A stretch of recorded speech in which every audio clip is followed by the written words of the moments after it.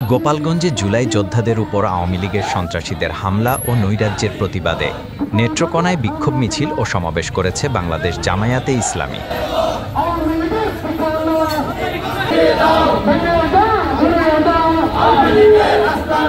বৃহস্পতিবার বিকাল 5:30টায় শহরের মোক্তারপাড়া বড় মসজিদ প্রাঙ্গণ থেকে শুরু হয়ে বিক্ষোভ মিছিলটি শহরের প্রধান প্রধান সড়ক প্রদক্ষিণ করে নেত্রকোনা প্রেস ক্লাবের সামনে এসে শেষ হয়। পরে প্রেস ক্লাবের সামনে এক সমাবেশের মাধ্যমে এনসিপির নেতাকর্মীদের উপর হামলার তীব্র নিন্দা জানিয়ে ঘটনার সাথে জড়িতদের দ্রুত গ্রেফতারের দাবি জানান জামায়াতে ইসলামীর নেত্রকোনা শাখার নেতাকর্মীরা।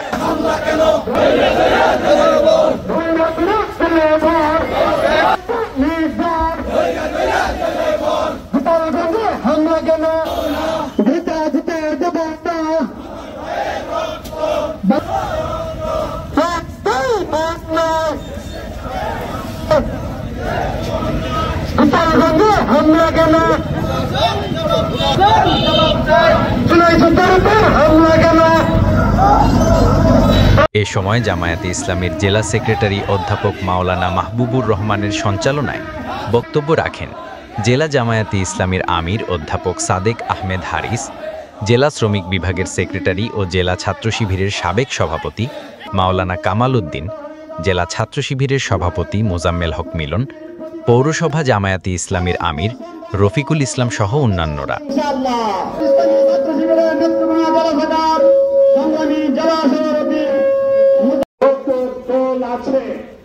যত গোষ্ঠী আছে আমরা সবাই একতাবদ্ধভাবে এই আওয়ামী সন্ত্রাসীদেরকে আমরা রুখে দেব। জায়গা বাংলায় আর হবে না, এই ফ্যাসিস্টের জায়গা আর বাংলায় হবে না।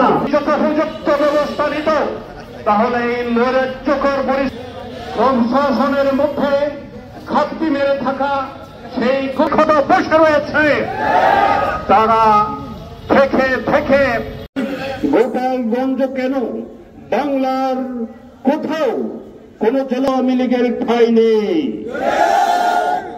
কোথাও তাদের অবস্থান প্রান্তে আওয়ামী লীগ আওয়ামী সন্ত্রাসী গোষ্ঠী। আমরা নেত্রকোনা জেলাবাসীর পক্ষ থেকে এই হামলা তীব্র নিন্দা জনতা আমরা প্রশাসনের কাছে বিনীত অনুরোধ করতে যাচ্ছি, যারা এই হামলা করেছে। সংগ্রামী সাথী বন্ধুরা, সন্তান হারা মায়ের খান্নায় কোনো থামিনি, বাবা হারা সন্তানের খান্নায় কোনো থামিনি। এরই মধ্যে এই বীরদের বিরুদ্ধে যেভাবে নেককারজনক হামলা সরকারের সেই পাঁচা ডায়লগ এখনো রাজপথে শুনতে পাওয়া যায়। মৃত্যুকে কখনোই পরোয়া করে নাই। সকলেই গোপালগঞ্জে আশ্রয় নিয়েছে। আমরা স্থলকে ঘুরিয়ে দিতে চাই।